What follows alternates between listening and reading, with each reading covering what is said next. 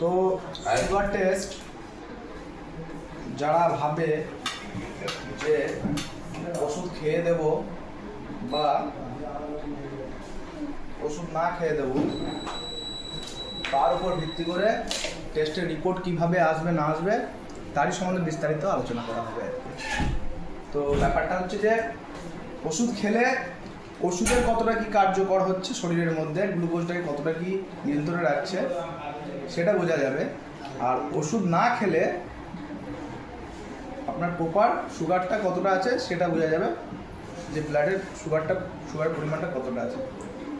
অথবা ডক্টরদের এটা নিশ্চিত করা উচিত পেশেন্ট পার্টিকে বা পেশেন্টদেরকে যে আপনি ওষুধ খেয়ে কেন দেবেন না ওষুধ না খেয়ে কেন দেবেন।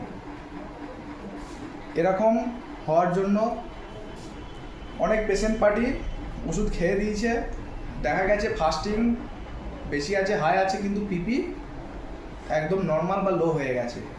এবং পরে কোয়ারি করছে যে পিপি কেন নর্মাল হবে, আমি তো ভাত খেয়ে দিলাম, আমি অনেক ভাত খেয়েছি, তারপরে বেশি মানে সুগার ব্লাড দিচ্ছি, তাহলে কেন লো হবে। এই ধরনের কোশ্চেনগুলো করে তখন, যে কোশ্চেনগুলোর কোনো ভ্যালু নেই, তার কারণ হচ্ছে এটাই।